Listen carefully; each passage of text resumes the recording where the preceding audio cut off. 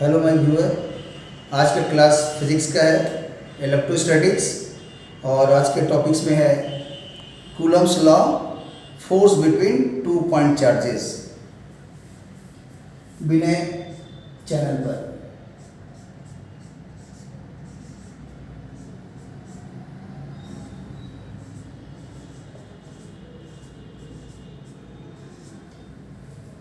पहला कंसेप्ट है इस इलेक्ट्रोस्टैटिक्स का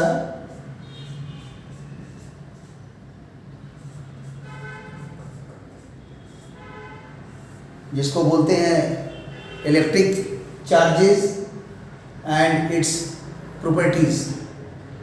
और उसके अंदर में आएगा तीन प्रॉपर्टीज। पहला आएगा additivity of the charges, B part में आएगा conservation of the charges, C part में आएगा क्वांटाइजेशन ऑफ द चार्जेस, और सेकंड में आता है जो आज हम बताने जा रहे हैं has to Coulomb's law.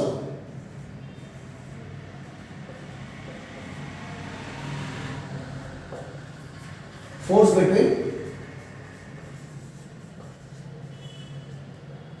To point charges.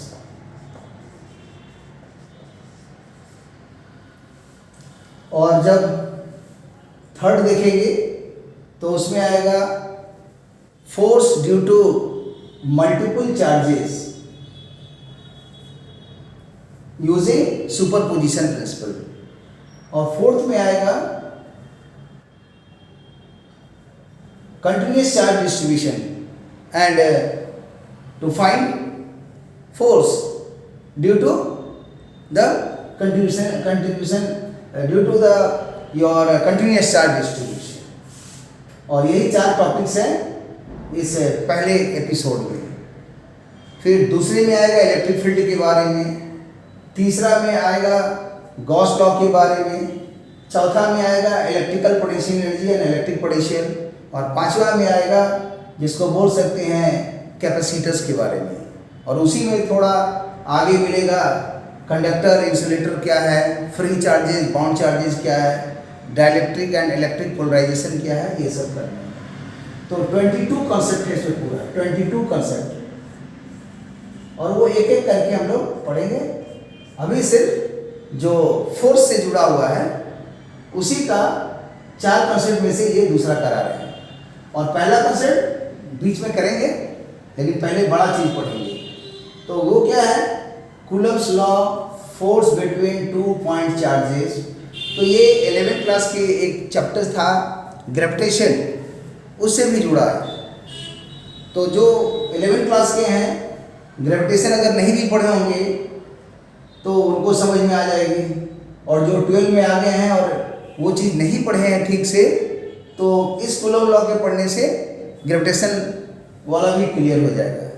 फिर एक तीसरा और कॉन्सेप्ट होता है जिसको हम लोग बोलते हैं, अगर आइसोलेटेड पोल्स है, नॉर्थ पोल साउथ पोल, या दोनों नॉर्थ नॉर्थ पोल या साउथ साउथ पोल, तो उसमें भी जो फोर्स काम करता है उसमें भी यही सेम कंसेप्ट लगेगा। मतलब जो न्यूटन्स लॉ ऑफ ग्रेविटेशन के कंसेप्ट हैं, inverse square law, Coulomb's law में भी इन्वर्स स्क्वायर लॉ है, और मैग्नेट के भी आइसोलेटेड दो पोल अगर नॉर्थ पोल साउथ पोल ऐसा ले लें तो उस समय भी इन्वर्स स्क्वायर लॉ होता है। तीनों में कॉमन है। और जानते हैं कि दुनिया में जो भी चीज़ें इंटरैक्ट करती है, तो इंटरैक्ट करने का मतलब हुआ वो आपस में कुछ फोर्स लगा रहे हैं, और वो इंटरैक्ट करने का जो तरीका होगा दो टाइप का होता है। या तो होगा वो कॉन्टैक्ट और नॉन कॉन्टैक्ट, और जब वो नॉन कॉन्टैक्ट होगा तब उसके अंतर्गत में तीन आता है। एक आता है ग्रेविटेशनल फोर्स, दूसरा आता है कूलम्बिक फोर्स, और तीसरा आ गया इलेक्ट्रो मैग्नेटिक फोर्स, या उसको बोल सकते हैं कि मैग्नेटिक फोर्स बोला जाए। ओके, लेकिन अगर कॉन्टैक्ट फोर्स बोलेंगे तो उसमें एक आएगा मसल्स फोर्स और दूसरा आएगा फ्रिक्शन, जो कि ये सब 8th क्लास की किताबों में भी मिलता है। पहला मिलता है इंटरैक्शन होता क्या है, फिर मिलता है कि इंटरैक्शन कितने प्रकार के होते हैं, तो उसमें आता है कॉन्टैक्ट और नॉन कॉन्टैक्ट। कॉन्टैक्ट में कौन कौन फोर्स आता है ड्यू टू इंटरैक्शन, तब वो एक आएगा मसल्स फोर्स, और दूसरा आएगा ये फ्रिक्शनल फोर्स, जिसको एक प्रकार का इलेक्ट्रोमैग्नेटिक फोर्स बोलते हैं। और दूसरा आएगा नॉन कॉन्टैक्ट में ग्रेविटेशनल फोर्स, कूलम्बिक फोर्स और मैग्नेटिक फोर्स। और आजकल का तो ट्रेंड क्या हो गया, मैग्नेट और इलेक्ट्रिसिटी चैप्टर को एक साथ मर्ज कर दिया गया है और उस समय कहा जाता है उसको इलेक्ट्रोमैग्नेटिक फोर्स। तो आज हम सिर्फ कूलम्ब्स लॉ पर चर्चा करेंगे कि है क्या, और इसको पढ़ा जाएगा दो मेथड से, एक पढ़ेंगे स्केलर फॉर्म से और एक पढ़ेंगे वेक्टर के फॉर्म से। तो आज के जो चल रहे हैं वो खाली स्केलर फॉर्म पर डिस्कशन हो रहा है और देखते हैं कहाँ तक स्केलर फॉर्म का होता है। हो सकता है आधा हो तो नेक्स्ट क्लास में और आधा होगा स्केलर फॉर्म का, तब करेंगे वेक्टर फॉर्म। और बिना वेक्टर फॉर्म का ये मज़ा नहीं आएगा, और इसमें यूज होता है अच्छा खासा, बोल सकते हैं multiplication of A vector by a scalar. तो वो समझना पड़ेगा, वो हम थोड़ा साइड से करके समझा देंगे इधर यहाँ रफ में। लेकिन अभी सोचा जाए होता क्या है कूलम्ब्स लॉ, क्या इसका कंसेप्ट है। तो सीधा समझा जाए कि 2 पॉइंट चार्ज लिया जाए, एक पॉइंट चार्ज यहाँ पर है और इसको हम नाम दे देते हैं Q1, और दूसरा एक पॉइंट चार्ज है Q2, और दोनों के जो बीच का जो डिस्टेंस है उसको यहाँ पर एक रिप्रेजेंट कर देते हैं पॉइंट ए से और पॉइंट बी से। और ये चार्ज 4 तरह से होगा, या तो दोनों पॉजिटिव चार्ज होगा एक साथ, या दोनों नेगेटिव होगा एक साथ, और नहीं तो पॉजिटिव नेगेटिव और नहीं तो नेगेटिव पॉजिटिव। तो अभी हम 4 ऑप्शन में से एक ही ऑप्शन सोच रहे हैं कि दोनों का दोनों पॉजिटिव है। तो होता क्या है कि अगर दोनों चार्ज का नेचर सेम है, मतलब if both the charges are positive और both the charges are negative, so at that time there would be repulsive force. And if the charge nature is opposite, plus minus or minus plus, suppose this is positive, this is negative, or suppose this is just opposite of positive negative, means negative positive, so at that time force of attraction will act. So अभी मैं दोनों को plus plus मान के ही समझा दे रहा हूँ। तो क्या होगा, इस पॉइंट बी पर जो फोर्स एक्ट करेगा और इस पॉइंट पर जो बी फोर्स एक्ट करेगा, वो हमेशा ये दोनों के जो लाइन ज्वाइनिंग लाइन सेगमेंट मिला ए बी, इसी के अलाउंग में इस पर लगने वाला फोर्स क्या होगा, रिपल्सिव, और वो आउटवर्ड भागता हुआ दिखाई देगा। इसको डायग्राम में मैं दिखा दे रहा हूं।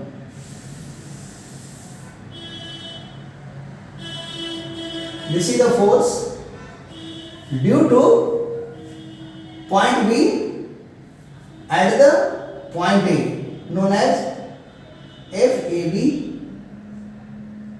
vector. Similarly here, the force which is acting at the point B is again the force which will be repulsive, and that will be always opposite to the this very force. So that force will be just along the line joining, but along these directions. And this very force in magnitude, suppose this length is something, so here also the length will be the same for the force, and this force is called force at B due to A. And these two forces, if you add, then it will be simply force AB plus force BA, that is always 0. And this follows the Newton's third law. Suppose this force is action, then this force is reaction. And we know according to Newton's law, the force of action and the force of reaction, they are equal in magnitude but opposite in the direction. And here these two forces must have the same magnitude but the direction is opposite. Therefore overall net force that will be always 0. Means in the system no force is acting, but separately if you think about the point A or point B, so at that time the force will be variable and they are not equal to 0 separately. So here we can write this force BA is equal to minus of force AB. So it is sufficient to know between these two force one force in the vector form. Then you can write the others using this formula. So you can say here no force is acting, and here in the system there are only two charges, and suppose this is the action force, so this will be reaction force, or suppose this is the action force, so at that time this is the reaction. And according to Newton's third law, action force and reaction force in magnitude they are same but opposite in direction, and hence overall net force is 0, but individually the forces are equal in magnitude but opposite in the direction. So we can take the modulus on both sides. What do we mean by modulus? Modulus means think only about the magnitude. So by taking the modulus, these very answers is represented by FBA, and no need to write here sign, vector sign, and here also forget about the vector sign and negative sign, simply you write here FBA and FAB. So numerically means in magnitude they are same, but actually in the vectors form they are not equal. They are only equal in magnitude but opposite in the direction. So this is the scalar form you can say in the numeric, and suppose these are equal to F, assumption means we have assumed that this very force is equal to FBA and the same force is equal to FAB, and this force is directly proportional.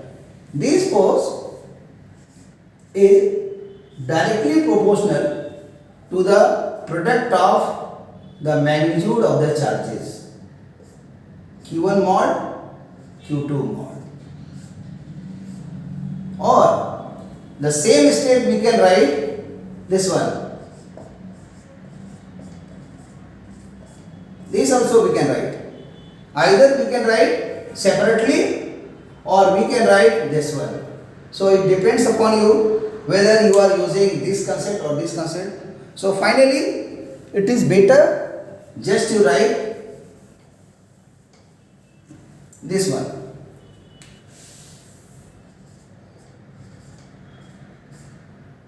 But don't write this way. This is wrong, because this Q1, Q2 may have positive or negative sign, and here you are not putting your mod sign, so this is wrong. Always you have to write either this way or you can write this way. Means either this step is correct or this one is correct, but this is wrong. Okay, so between these two anyone you can choose, because there is the formula. This is suppose a number x, suppose this is y, and there is mod sign, and here individually there is the mod sign. So there is a formula xy mod is equal to mod x mod y for the case of xy belongs to real number, and the same concept is applicable in the case of complex number as well as imaginary number as well as real number, because a special case of complex number is your real number or purely imaginary number. So this step you can write a z1 z2 mod is equal to z1 mod z2 mod. So this formula is applicable in the case of complex number, in the case of real numbers, and any number. Means either that number be natural number or maybe whole number or integer or rational or real or complex. In all cases in the number system, this formula is true. The product of two numbers, whether they are real or unreal, complex, in all situations individually we can take the mod. But don't think that instead of here Z1 into Z2, suppose we are writing Z1 by Z2 and mod. So again we can write this is correct, this is also the same. But in the case, suppose there is the addition or suppose there is the subtraction.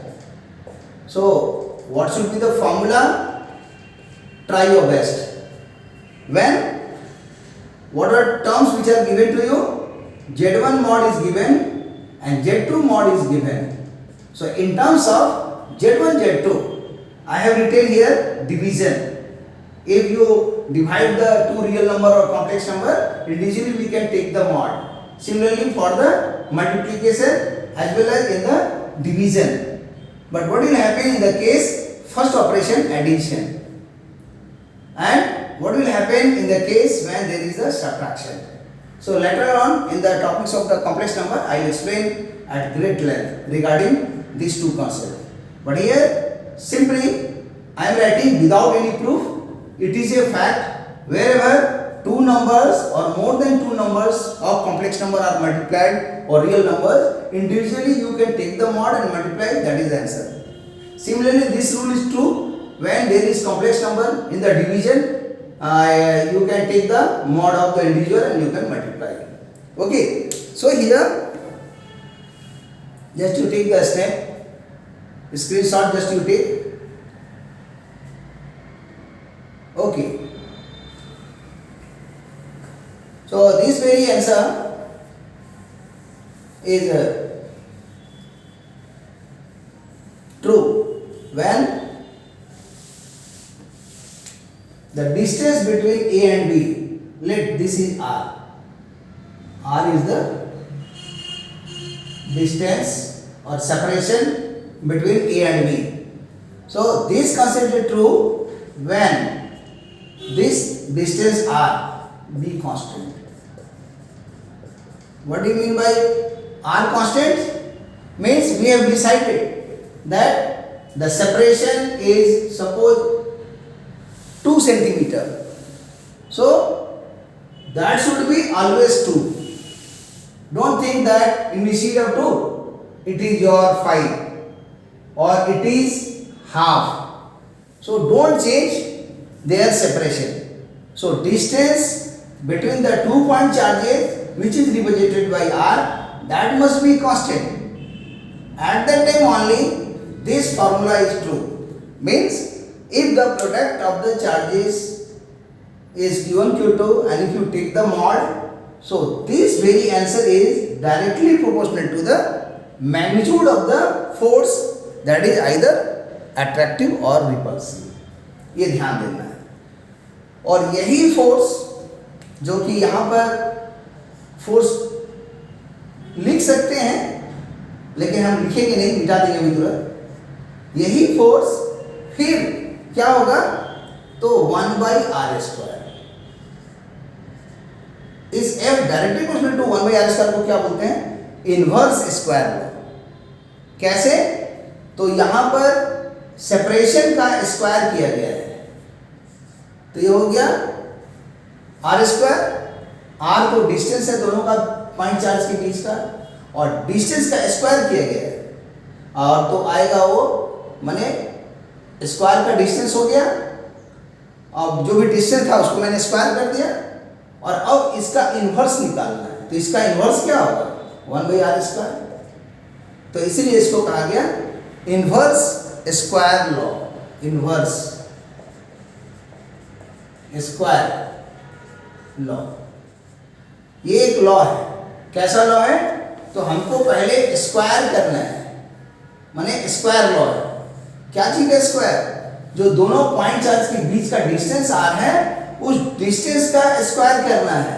तो यहाँ square माने square of the distance between the 2 point charges, और square जो लिए हैं distance का, इसका inverse लेना है. कैसा इन्वर्स?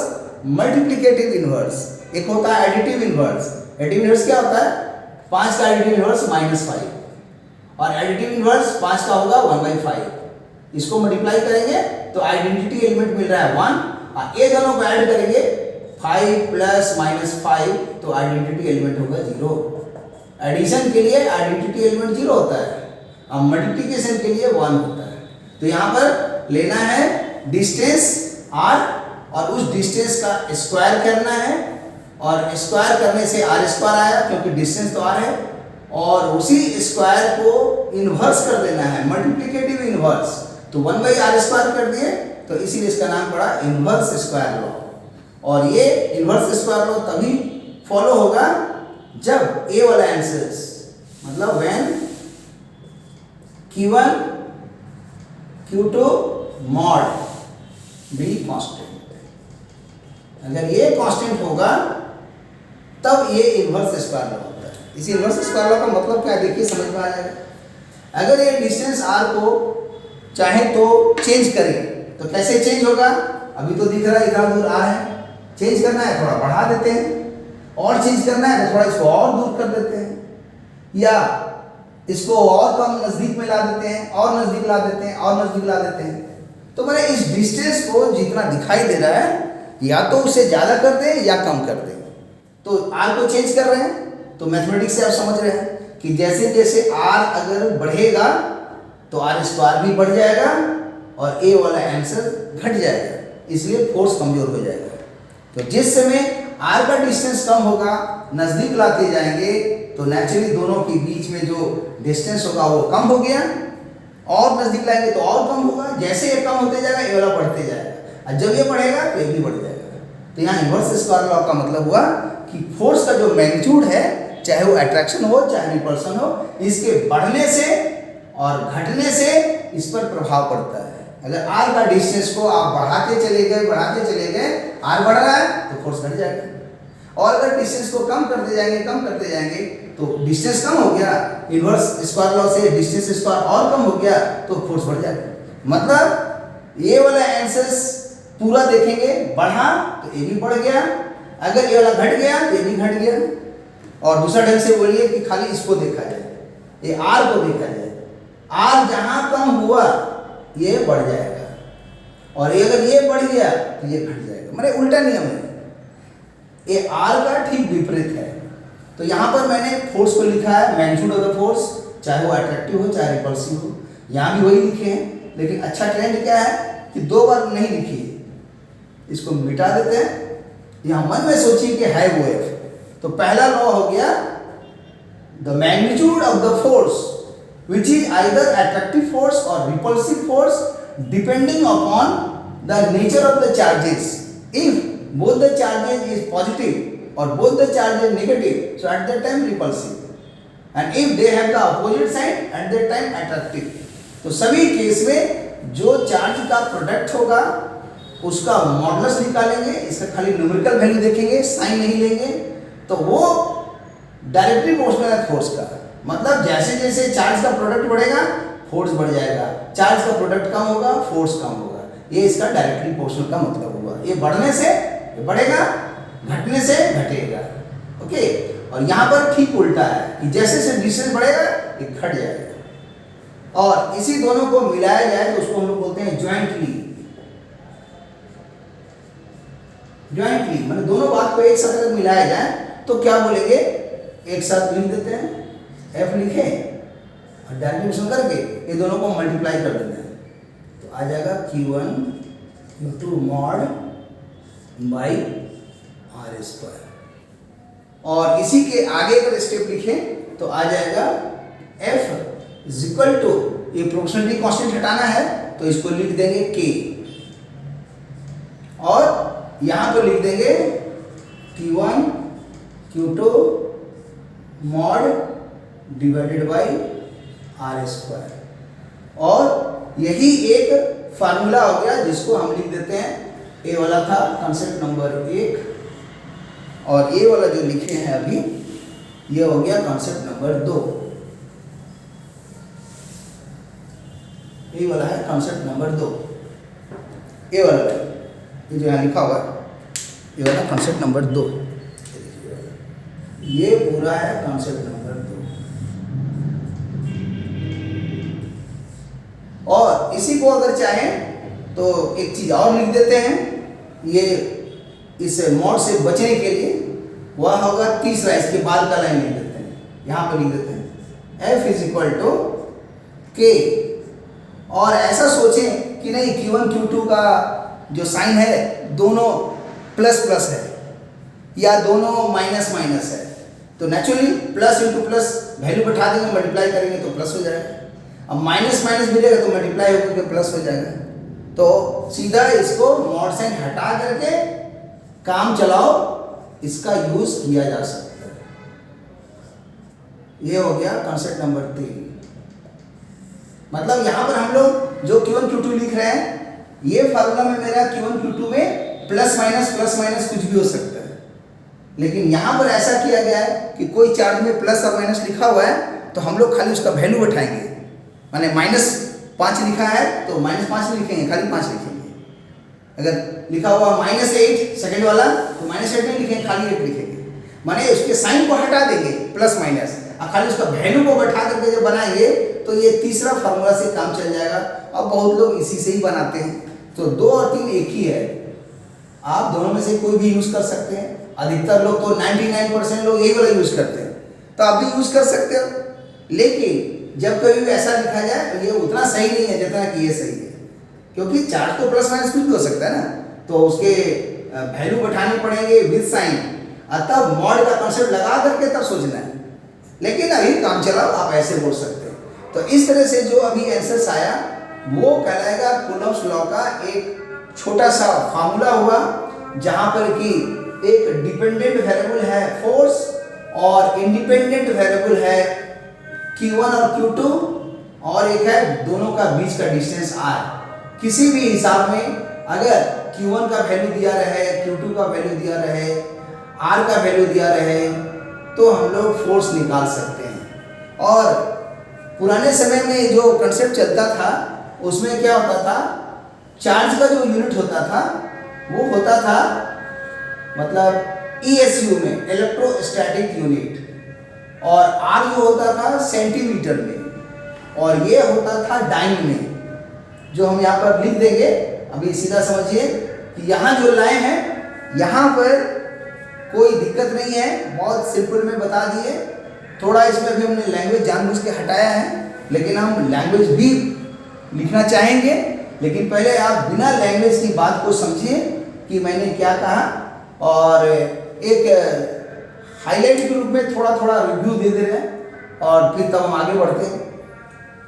पहले था मेरा कि 2 चार्ज है A और B, पॉइंट चार्ज है Q1 और Q2, और दोनों का बीच का सेपरेशन R है।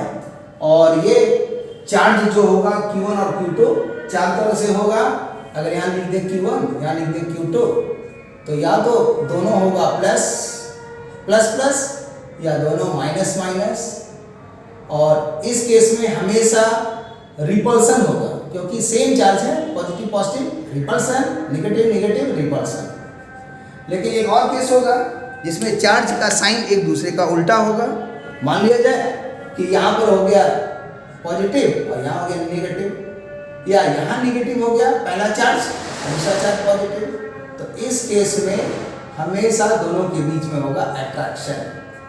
तो इसलिए डिपेंड करेगा कि वो चार्ज का नेचर कैसा है। तो 4 तरह का चार्ज होगा, और गलती से दोनों में से कोई भी एक चार्ज मतलब है ही नहीं, अनचार्ज है, नो चार्ज, तो नो चार्ज के समय में या तो Q1 0 हो या Q2 0 हो, या दोनों में से कम एक अगर 0 हो गया तो उस समय ये फोर्स हो जाएगा 0, नो फोर्स। उसमें अट्रैक्टिव रिपल्सिव कुछ नहीं बोलेंगे, खाली बोलेंगे नेट फोर्स 0। ठीक है। और यहाँ पर हमने सोचा है Q1 Q2 कुछ ना कुछ है, या तो प्लस या माइनस। तो यहाँ पर दोनों के बीच में गैप है, तो ये आपस में इंटरैक्ट कर रहा है, और ये नॉन कॉन्टैक्ट फोर्स है। मैंने पहले ही बताया कि जो भी इंटरैक्शन होता है, इंटरैक्शन, यही इंटरैक्शंस 2 कैटेगरी का हो गया, या तो कांटेक्ट में होगा, कांटेक्ट के चलते इंटरैक्शन, और नहीं तो नॉन कांटेक्ट के चलते इंटरैक्शन। कांटेक्ट के चलते अगर इंटरैक्शन हुआ तो उस समय 2 होगा, एक होगा मस्कुलर फोर्सेस, मसल का फोर्स, और दूसरा होगा जिसको बोल सकते हैं फ्रिक्शन फोर्स, फ्रिक्शन फोर्स या फ्रिक्शनल फोर्स। इसमें पता लगाइए कांटेक्ट फोर्स किसको बोलते हैं, है ना। काइनेटिक फ्रिक्शन क्या होता है, फिर स्टैटिक फ्रिक्शन क्या होता है, लिमिटिंग फ्रिक्शन क्या होता है, डायनेमिक इक्विलिब्रियम क्या होता है, स्टैटिक इक्विलिब्रियम क्या होता है, बहुत सा चीज़ है। तो अभी बस सीधा समझो कि एक कांटेक्ट के लिए फोर्स का नाम है मस्कुलर फोर्सेस और दूसरा हो गया फ्रिक्शनल फोर्सेस। ये दोनों कांटेक्ट फोर्स में आता है। नॉन कांटेक्ट में होगा तो पहला होगा ग्रेविटेशनल, ग्रेविटेशनल फोर्स, ये 11th क्लास के टर्म 1 में पढ़ाया गया था। और दूसरा होगा जो पढ़ा रहे अभी ग्रेविटेशनल फोर्स की जगह इसको बोलते हैं इलेक्ट्रोस्टैटिक फोर्स, इलेक्ट्रोस्टैटिक फोर्स, या और एक नाम है ये नाम कूलम्ब्स फोर्स।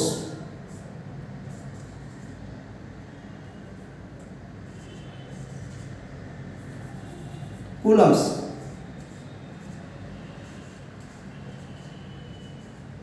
Coulomb's force. और तीसरा एक और आएगा जिसको बोलते हैं मैग्नेटिक फोर्स।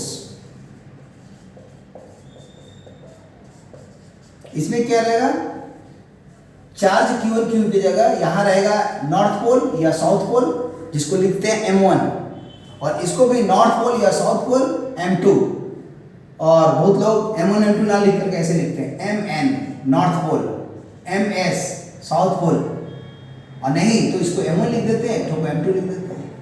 तो यहाँ भी आएगा अट्रैक्शन और रिपल्सन। क्यों, दोनों नॉर्थ हो सकता था, दोनों साउथ हो सकता था, तो रिपल्सन होगा, और नहीं तो अट्रैक्शन होगा अपोजिट अगर रहेगा तो। लेकिन ग्रेविटेशनल फोर्स में अट्रैक्शन रिपल्सन नहीं होता है, उसका नाम होगा हमेशा हमेशा अट्रैक्शन। और पूरे ब्रह्मांड में 4 तरह का फोर्स होता है। वो फोर्स क्या क्या नाम है, शॉर्ट में याद कर लो, GWES, शॉर्ट में बोलेंगे गवेस, देखिए ऐसे लिख देती है गवेस, गवेस लिख दिए। गौ का मतलब ग्रेविटेशनल फोर्स, व का मतलब हो गया वीक इंटरैक्शन फोर्स, और ई का मतलब हो गया इलेक्ट्रोमैग्नेटिक फोर्स, और इसको बोलते हैं शॉर्ट रेंज फोर्स या न्यूक्लियर फोर्स। इसमें सबसे कमजोर होता है ग्रेविटेशनल फोर्स, उससे मजबूत होता है वीक इंटरैक्शन फोर्स, उससे भी मजबूत होता है इलेक्ट्रोमैग्नेटिक फोर्स, और उससे भी मजबूत होता है short range force, nuclear force. ये सबसे स्ट्रांग, और इससे ऊपर में है इलेक्ट्रोमैग्नेटिक फोर्स, और इसके ऊपर में है वीक इंटरैक्शन फोर्स। जब पढ़ेंगे यहाँ पर beta decay plus beta minus beta decay radiation chapter मिलेगा रिडक्टिविटी में, उसमें होता है alpha radiation, beta radiation, gamma radiation. तो बीटा रेडिएशन 2 टाइप का होता है, नेगेटिव बीटा, पॉजिटिव बीटा, और वो या तो न्यूट्रॉन प्रोटॉन में कन्वर्ट होता है या प्रोटॉन न्यूट्रॉन में कन्वर्ट होता है। तो उस समय के रिएक्शंस में जो एक फोर्स काम करता है वो कहलाता है वीक इंटरैक्शन फोर्स। और एक आ गया इलेक्ट्रोमैग्नेटिक फोर्स, जो अभी मैं बता रहा हूँ ये इलेक्ट्रोमैग्नेटिक फोर्स है, और फ्रिक्शनल फोर्स भी एक टाइप का इलेक्ट्रोमैग्नेटिक फोर्स है। ग्रेविटेशनल फोर्स तो आप जान ही रहे हैं कि क्या होता है, तो अर्थ और हम दोनों के बीच में जो फोर्स काम कर रहा हो ग्रेविटेशनल फोर्स है, या सन के चारों तरफ जो अर्थ मूव कर रहा हो सब ग्रेविटेशनल फोर्स है। तो इस तरह से भले देखने में वीक है लेकिन ये ज़बरदस्त है, और ये माने यूज़ होता है ब्रह्मांड में, 4 तरह का फोर्स होता है। ठीक है, तो ये 11th क्लास के शुरुआत चैप्टर में, यूनिट डायमेंशन चैप्टर में मिलेगा एक फिजिकल वर्ल्ड एंड मेजरमेंट, उसी में इसके बारे में चर्चा है। पढ़िए थोड़ा सा तो समझ में आएगा। ओके, तो इस तरह से एक मैंने बताया, और अभी इतने ही को थोड़ा रोक देंगे, क्योंकि जो बताया गया थोड़ा सा उसी को दिमाग में डाइजेस्ट कीजिए। अभी बिना लैंग्वेज का है, लेकिन इसको थोड़ा लैंग्वेज करके भी बताएंगे, लेकिन अभी सिर्फ और सिर्फ मैथमेटिकल वे में समझाए हैं कि जो भी आंसर्स आया फाइनल आंसर ये है। और जैसे ही ये सीजीएस में आएगा, जिसको पुराने समय में सीजीएस नहीं बोलते हैं, उसको बोलते हैं गॉसियन यूनिट, इन गॉसियन यूनिट, इन गॉसियन यूनिट, भले इसको आप बोल सकते हैं इन सीजीएस, जबकि ये सीजीएस बोलना ठीक नहीं है। क्यों? सीजीएस में तो आता है सेंटीग्राम सेकेंड। सेंटी मतलब हो गया सेंटीमीटर, ग्राम का मतलब हो गया ग्राम, और सेकेंड का मतलब सेकेंड। लेंथ के लिए हो गया सेंटीमीटर, मास के लिए हो गया ग्राम, और टाइम के लिए हो गया सेकेंड। तो तीन ही होता है, मतलब फंडामेंटल फिजिकल क्वांटिटी, लेंथ, मास और टाइम। लेकिन तीन की जगह चौथा एक और लाया गया है, ये गॉसियन यूनिट में चार्ज के लिए। उसका नाम है, सीधा बोल सकते हैं, unit of charge. Unit of charge किस यूनिट में? या तो सीजीएस बोलेंगे और नहीं तो बोल सकते हैं गॉसियन यूनिट, ज़्यादा अच्छा है गॉसियन यूनिट बोलना। और इसके अंतर्गत में आता है यूनिट का नाम है इलेक्ट्रोस्टैटिक्स यूनिट। इलेक्ट्रोस्टैटिक यूनिट, इसको शॉर्ट में ESU, इलेक्ट्रोस्टैटिक यूनिट। तो और होता है इलेक्ट्रोमैग्नेटिक यूनिट। ये सब अब पढ़ाई नहीं होता है, लेकिन फिर भी यह नाम आ रहा है इसलिए मैंने बता दिया। और जब इसी का ऐसा यूनिट होगा तब इसमें आ जाएगा कूलम, इन्हीं कूलम के नाम पर। और कूलम को शॉर्ट में C से रिप्रेजेंट करते हैं। तो पता लगाइए कि एक कूलम में कितना ESU होता है, या एक ESU में कितना कूलम होता है। मतलब ये होमवर्क दे रहे हैं, जो खुद ट्राई करके देखोगे और किसी क्लास में उसको हम डिराइव करके एक्सप्लेन करेंगे कि कैसे आया है। कमेंट बॉक्स में पूछोगे तो उसका हम जवाब देंगे, और ऐसे भी क्लास में किसी में देंगे हम कि एक कूलम का आंसर्स डैश ESU कितना होता है, फिल इन द ब्लैंक्स भरना है, और वो आंसर कैसे आया उसको प्रूव भी करना है। ये नहीं कि खाली लिख देने से होगा। और दूसरा होगा ठीक उल्टा क्वेश्चन कि एक ESU में कितना कूलम होता है। तो ये होमवर्क के रूप में एक होमवर्क समझा जाए, और कमेंट बॉक्स में इसको आंसर दोगे तो हम उसका जवाब देंगे, और इसको हम देंगे आने वाले समय में प्रूफ के साथ कि आंसर कितना आया। हम जानबूझ के नहीं लिखे हैं। क्यों? क्योंकि सब लिख के याद कराने से फायदा नहीं है। अपने रिसर्च करो, अपने सोचो, नहीं होगा तब हम उसका टेक्निक बताएंगे। तो सीधा समझा जाए, इस लाइन के बाद जैसे ही अगर हम लोग यूज करेंगे इन गॉसियन यूनिट, तो लेंथ, मास, टाइम के अलावा चौथा एक और चार्ज एक आ गया यूनिट, जिसको बोल सकते हैं अब चार हो गया। कौन कौन? एक पहला हो गया लेंथ, दूसरा मास, तीसरा टाइम। तो लेंथ रहेगा सेंटीमीटर में, मास रहेगा ग्राम में, टाइम रहेगा सेकेंड में, लेकिन चौथा एक फिजिकल क्वांटिटी आ गया जिसको बोल सकते हैं चार्ज, इलेक्ट्रिक चार्ज। और यही इलेक्ट्रिक चार्ज की वजह से आ जाएगा एक यूनिट जिसका नाम है ESU, इलेक्ट्रोस्टैटिक यूनिट। और वही इलेक्ट्रोस्टैटिक यूनिट SI सिस्टम से जब रिलेट होता है तब होता है एक कूलम में कितना ESU होता है, या एक ESU में कितना होता है। दोनों में से एक मालूम हो जाएगा तो बन जाएगा।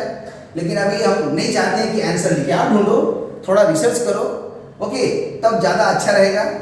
और इसी थर्ड क्वेश्चन के बाद का लाइन जैसे अगर सोचेंगे कि ए वाला के साथ ए वाला कॉन्सेप्ट लगा दिए, तो इसके बाद का स्टेप में यहाँ आएगा Q1 Q2 क्या हो गया, यहाँ लिख देते हैं। Q1 Q2 हो गया ESU में, और R हो गया सेंटीमीटर में, और K का नो यूनिट, कोई यूनिट नहीं है। तो स्वाभाविक है जब इसको हम यूनिट डायमेंशन से यहाँ पुट करेंगे तो आ जाएगा F इज इक्वल टू, इस स्टेप को हम लिख दे रहे हैं यहाँ पर।